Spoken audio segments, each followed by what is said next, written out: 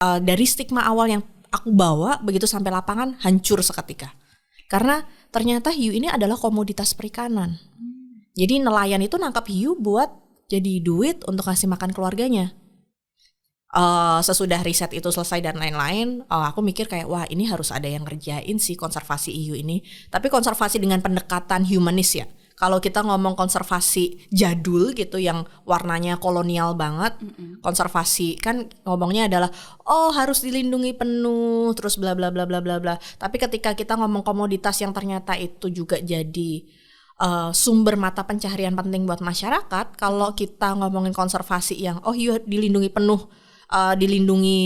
penuh semua tanpa memberikan solusi, ya PR juga masyarakatnya mau apa. Jadi PR kita sebenarnya nyari solusi ini biar hiunya tetap aman, populasinya tetap ada, masyarakatnya tetap dapat uang nyekolahin anak-anaknya. Karena mereka ke laut cari duit bukan cari ikan. Siapa sih yang mau ke laut susah-susah ombaknya 2 meter, 3 meter, mabok gitu kan. Belum narik pancing kalau nggak buat dapat uang. Jadi itu awalnya kenapa saya mikir wah harus ada yang ngerjain konservasi hiu dan pari.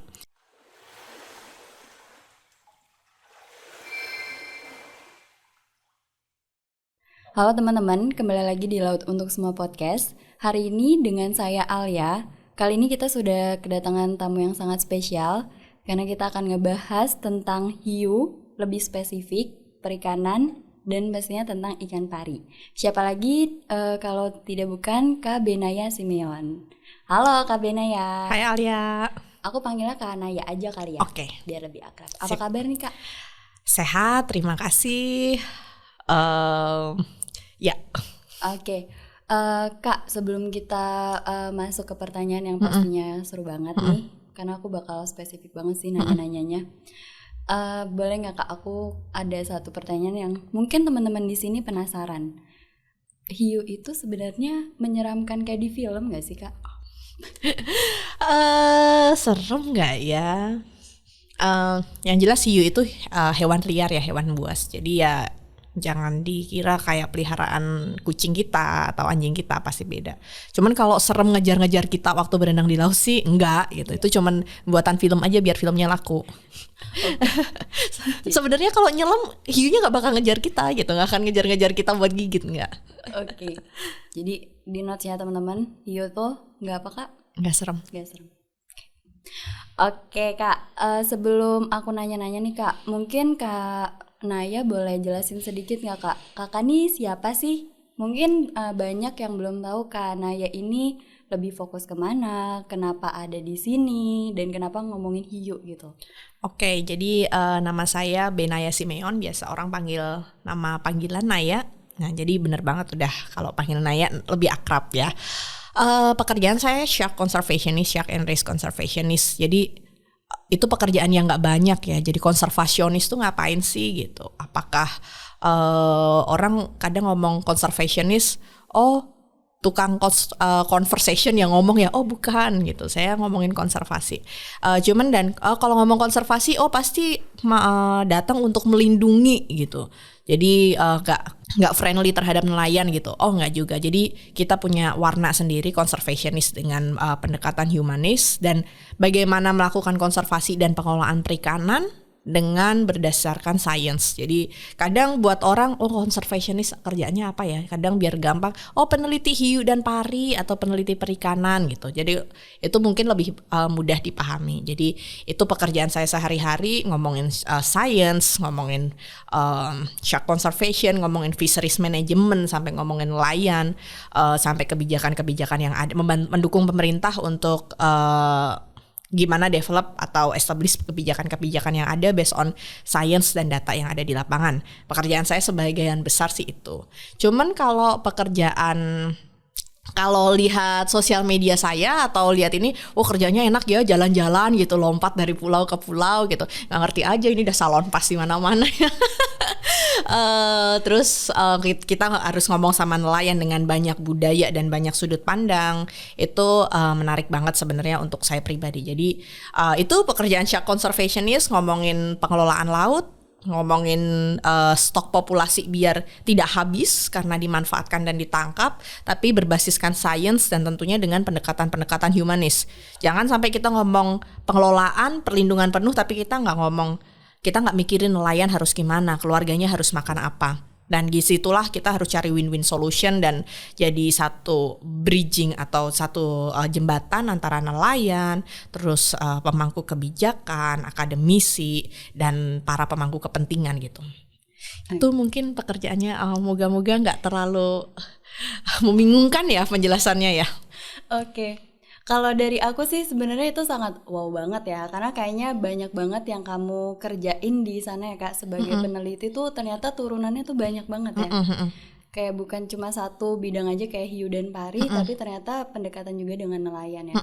Tapi aku pengen tahu deh Kak, awal mula kamu tertarik dengan dunia perikanan tuh apa sih? Aduh.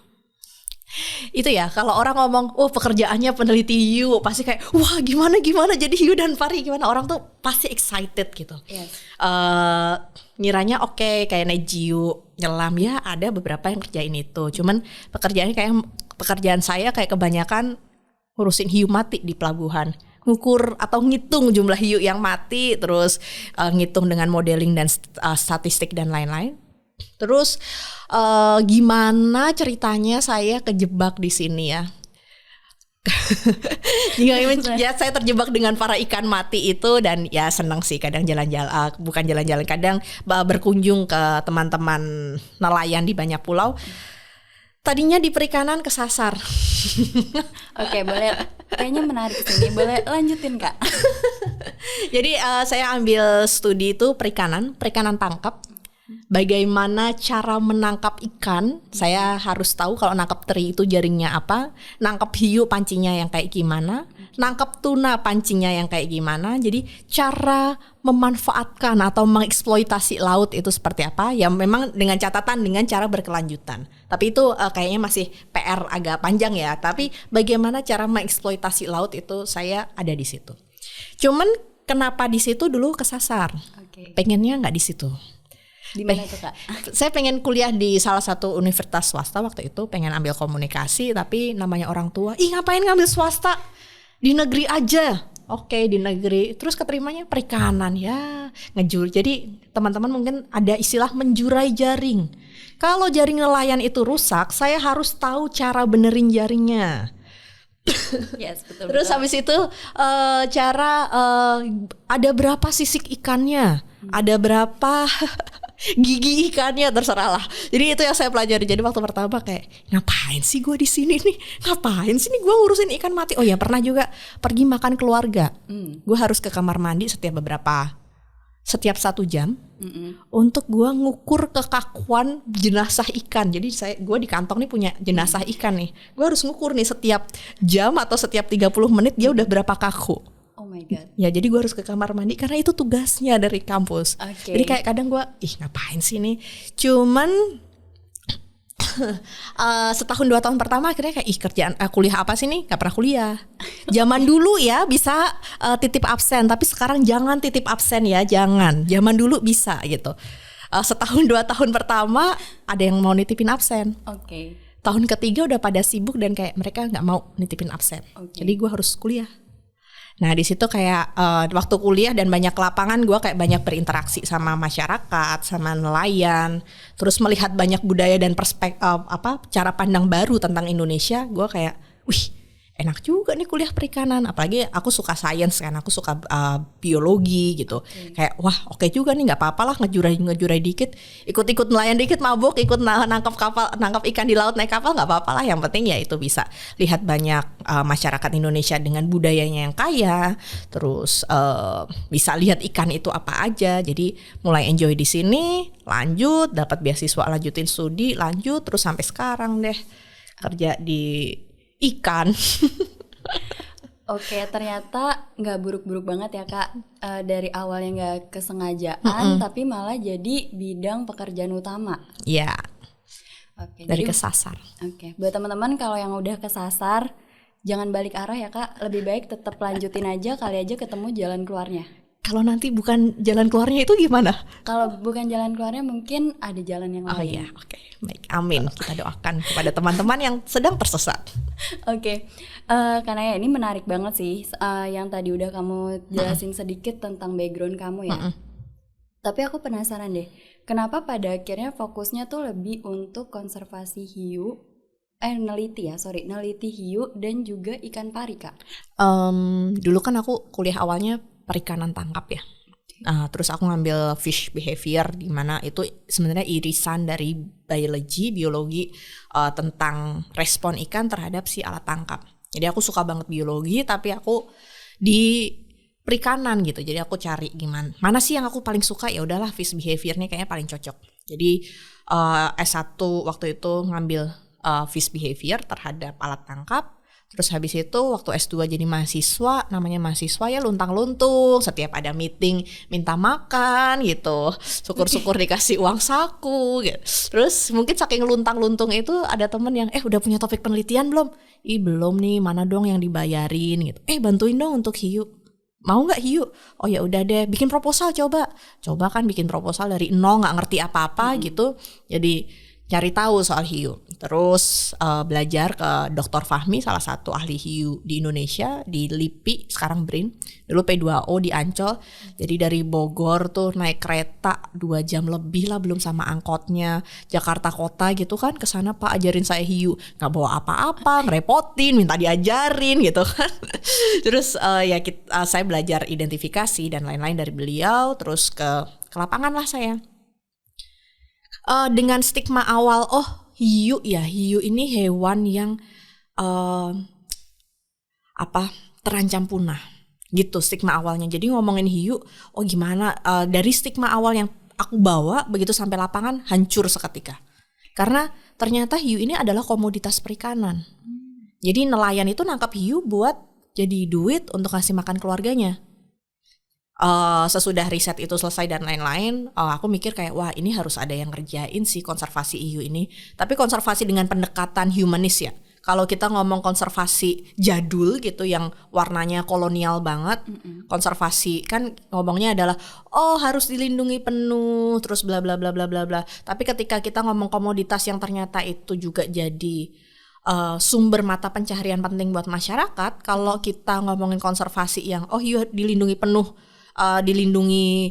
semua tanpa memberikan solusi, ya PR juga masyarakatnya mau apa. Jadi PR kita sebenarnya nyari solusi ini biar hiunya tetap aman, populasinya tetap ada, masyarakatnya tetap dapat uang nyekolahin anak-anaknya. Karena mereka ke laut cari duit, bukan cari ikan. Siapa sih yang mau ke laut susah-susah, ombaknya 2 meter, 3 meter, mabok gitu kan. Belum narik pancing kalau nggak buat dapat uang. Jadi itu awalnya kenapa saya mikir wah harus ada yang ngerjain konservasi hiu dan pari. Kalau bisa jangan 1-2, kalau bisa banyak gitu. Kalau inget-inget dari dulu zaman nanti jadi kelihatan tuanya. Enggak ya. Kelihatan 6 atau 7 tahun yang lalu atau 8 tahun yang lalu waktu mulai mempelajari hiu dan pari, ngomongin yang bisa identifikasi hiu dan pari itu hampir nggak ada. Kecuali para ahli ya, almarhum Pak Darmadi dan Dr. Fahmi. Tapi kalau sekarang mungkin udah agak banyak lah ya, udah ada beberapa orang yang bisa. Cuman kalau ngomongin dulu ya susah banget ya. Tapi sekarang udah banyak. Jadi ini yang kita perlu untuk mereplikasi banyak hal supaya pemahamannya benar, sainsnya benar, untuk sebenarnya kita cari solusi. Ketika sumber daya ini udah terancam, tapi masyarakat masih nangkep, itu gimana win-win solutionnya? Gitu. Jadi ya terjebak deh sampai sekarang dengan banyak permasalahan.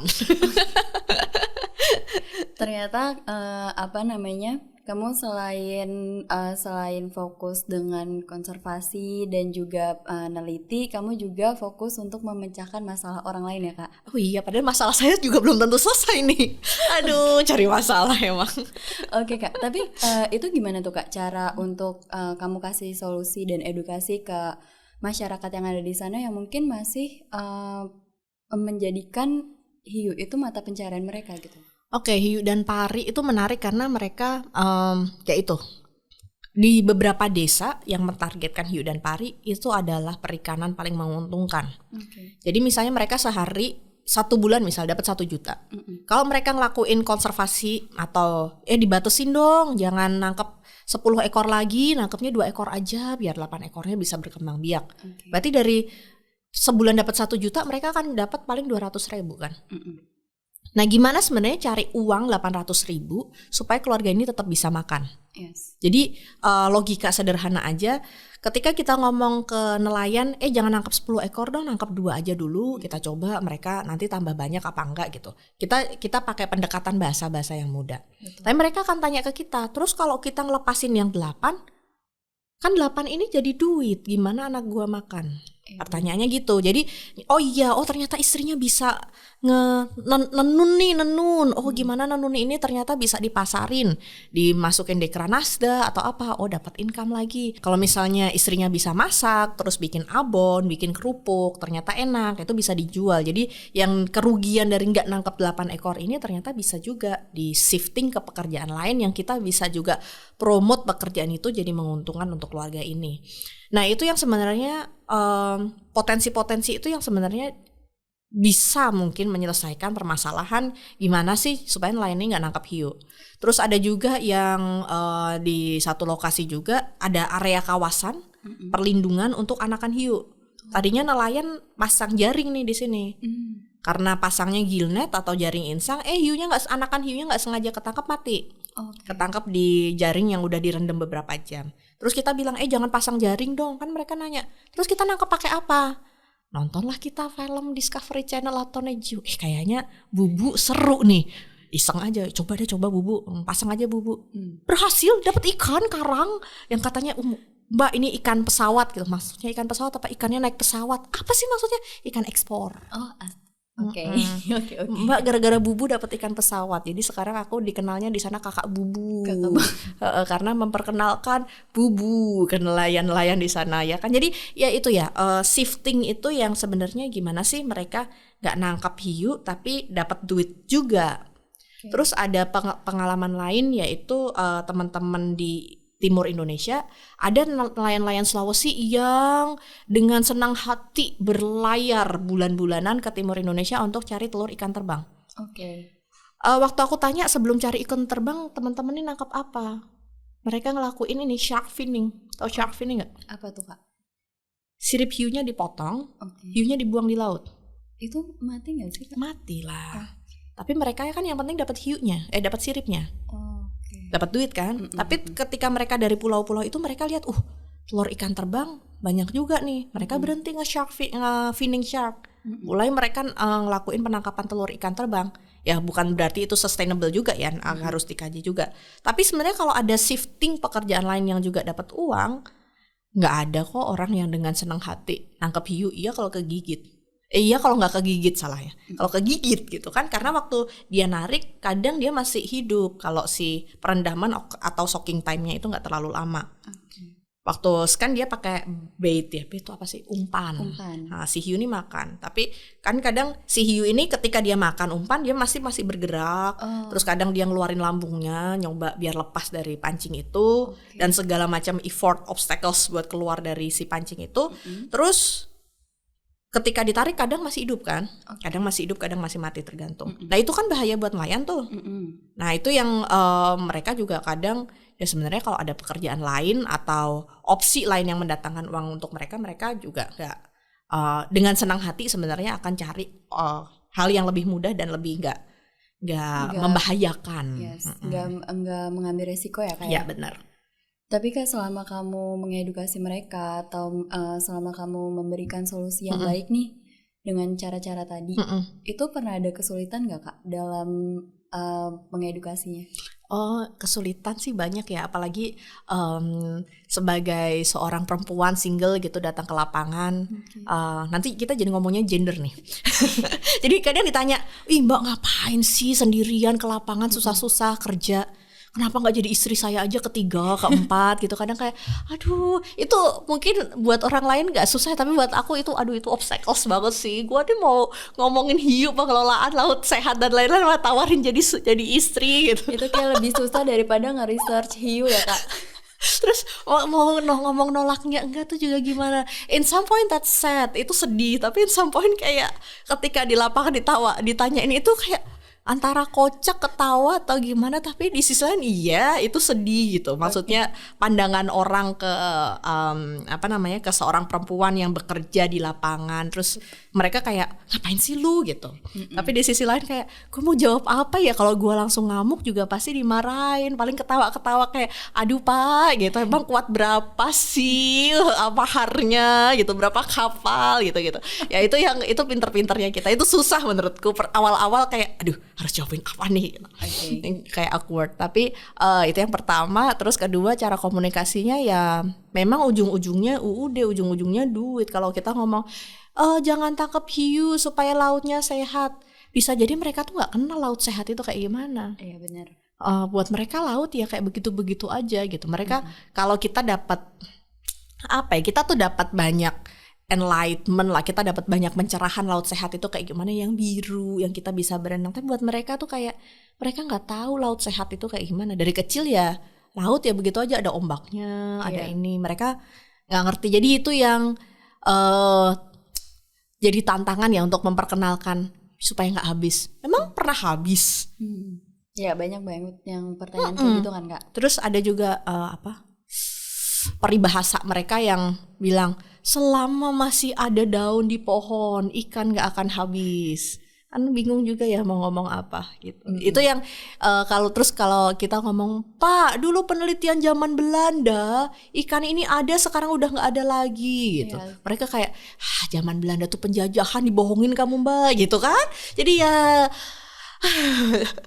banyak sih tantangannya, tapi menyamakan frekuensi itu karena masing-masing lokasi nelayan desa itu kan mereka punya sosial budaya sendiri, punya persepsi sendiri. Ada yang perempuannya berdaya banget, ada yang perempuannya sangat tidak berdaya gitu. Ada yang mereka tahu laut harus dijaga karena hukum adatnya kayak gitu. Ada yang mereka nggak tahu ya kalau bisa nangkap 10 kenapa harus nangkap setengah gitu. Itu yang persepsi sama pemahaman begitu beda-beda ya. Apalagi Sabang sampai Merauke budayanya beda-beda, bahasanya beda-beda, pola pandangnya beda-beda, pendidikannya beda-beda, agamanya beda-beda. Kadang ada yang banyak di sini misalnya dominasi Muslim, ada yang dominasi Kristen, tapi kadang diwarnai dengan budaya dan macam-macam. Jadi kompleks dan menarik sebenarnya. Jadi cara mengkomunikasikan ya memang butuh skill dan personal touch itu ya.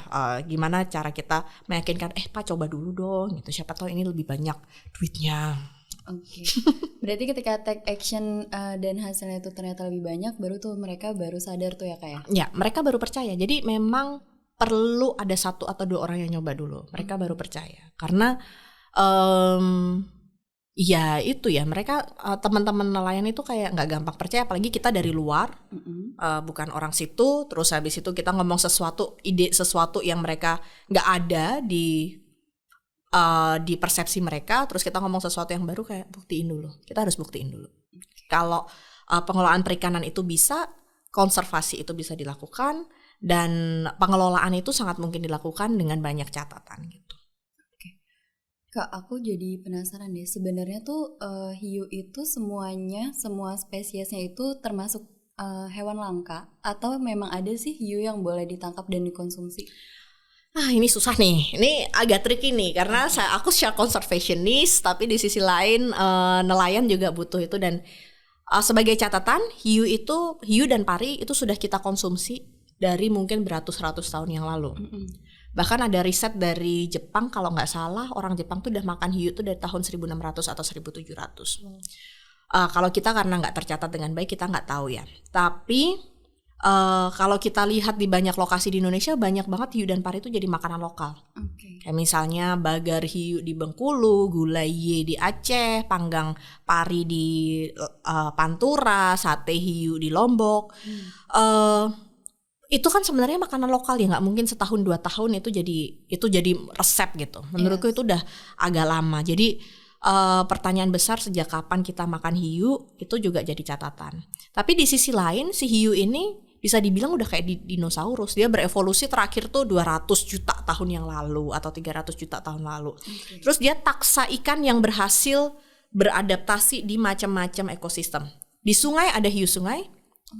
Ada, tapi di kita kayaknya di Jawa kayaknya udah punah, kayaknya tercatat di museum. Terus habis itu masih ada di Pulau Papua masih ada. Terus pari sungai juga ada, pari di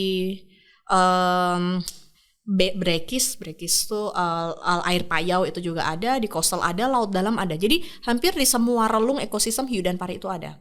Tapi memang jumlahnya nggak sebanyak dari ikan-ikan lain karena dia memang sedikit. Nah, karena dari dulu itu juga ada di dekat kita, ya masyarakat kita akan makan itu. Karena taunya itu ikan, nggak pernah kepikir itu dinosaurus gitu kan. Nah di sini sebenarnya gimana sih kita, ini menantang sih. Jadi dia tuh sedikit ada di banyak semua ekosistem, terus sudah mulai hilang. Dia udah mulai ada critically endangered, terancam dan lain-lain. Bahkan ada beberapa record yang dari zaman Hindia Belanda kita punya, misalnya tadi hiu sungai di Laut Jawa, hiu sungai di sungai-sungai Jawa udah nggak ada. Terus misalnya pari, ada beberapa pari yang tercatat di zaman Hindia Belanda, sekarang udah nggak pernah lagi aku temuin ketika aku ke lapangan. Jadi hilang itu mungkin banget, nggak ada lagi tuh mungkin banget. Tapi pertanyaannya adalah bisa nggak sih kita nyetop konsumsi kita, nyetop demand kita untuk ekspor sirip itu ke hal yang lain gitu, supaya si hiu ini tetap ada di laut, tapi yang itu nelayan tuh dapat pemasukan lain, tapi mungkin nangkapnya yang lain. Itu yang memang jadi PR bersama ya. Kalau pertanyaannya hiu itu di kita gimana, saya selalu ngomong itu kompleks banget. Di satu sisi itu udah mau hilang, di satu sisi dia di Indonesia itu jadi makanan lokal juga. Tapi di seluruh dunia ada sekitar 1.300 jenis. Di kita ada lebih dari 200 hiu dan pari. Tapi pertanyaannya yang dilindungi ya cuman sedikit banget. Cuman hanya beberapa aja gitu. Karena ya satu, risetnya kurang. Kalau kemarin kayaknya ada beberapa viral ya, kayak hiu macan di Aceh gitu. Banyak teman yang nanya ke saya, ini dilindungi nggak? Unfortunately ini nggak dilindungi. Kalau pertanyaannya kenapa? Ya satu spesies masuk ke kategori perlindungan itu risetnya harus banyak. Alasannya harus banyak. Kita risetnya nyampe nggak?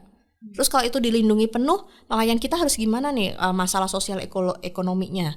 Tapi kalau dia nggak dilindungi penuh, ekologinya gimana nih? Jadi itu permasalahan kompleks yang, waduh kalau aku sendiri nyelesain ya masalah hidupku aja udah banyak kan ya. Nah itu memang perlu rame-rame, dan sekarang progresnya udah bagus. Kalau ngomong 10 tahun yang lalu ngomong hiu dan pari ya masih banyak miskonsepsi, tapi sekarang udah mulai ternyata nggak semua dilindungi, ternyata riset harus dilakukan. Beberapa universitas sudah ngelakuin riset, terus ternyata hiu harus dicatat nih perdagangannya, sudah mulai dicatat. Jadi menurutku ini progres yang bagus sih kalau dibandingin dengan beberapa tahun yang lalu ya. Oke. Kak, ini ternyata kita udah gak terasa udah 30 menit Oh iya? kita untuk ngobrolin tentang hiu dan pari dan juga perikanan. Nah Kak, mungkin dari Kak Naya ada gak kayak pesan atau saran nih buat teman-teman yang gak cuma di industri kelautan yang untuk ngejaga laut kita, tapi gimana caranya semua masyarakat kita itu menjaga ekosistem laut supaya generasi selanjutnya tuh bisa merasakan gitu hasil laut kita. Ada pesan-pesan Kak mungkin? Gimana caranya generasi bisa menjaga laut? Iya betul. Karena aku fokusnya di hiu dan pari ya, gak usah makanlah hiu dan pari. Dikurangi kalau misalnya nggak terpaksa, karena kadang dipaksa orang tua ya lagi pulang ke rumah gitu dimasakin mau nggak mau ya, kalau nggak dimakan nanti dikutuk kayak maling kundang. Jadi kalau kita punya opsi makan makanan seafood yang sehat atau yang seimbang atau yang baik untuk ekosistem, ya kita pilih makanan kita yang baik. Agak picky ke seafood kita atau makanan laut kita, nggak usahlah makan yang hiu, pari atau mungkin ikan yang undersize, yang kekecilan gitu. Kita sekarang punya banyak opsi untuk makan. Pengetahuan kita cukup banyak ya, nggak kayak 30 tahun lalu atau 40 tahun lalu yang ya semua yang ada di meja itu dimakan atau semua yang ada di pasar bisa dibeli dan dimasak. Kalau kita punya preferensi atau opsi untuk pilihlah makanan laut yang sehat. Oke, nice banget Mbak Kanaya, thank you banget buat sharing sessionnya untuk podcast episode kita hari ini. Semoga bermanfaat untuk teman-teman yang dengerin podcast kita. Sukses terus untuk Kanaya. Sampai jumpa lagi di Laut Untuk Semua podcast selanjutnya. Bye-bye. Terima kasih.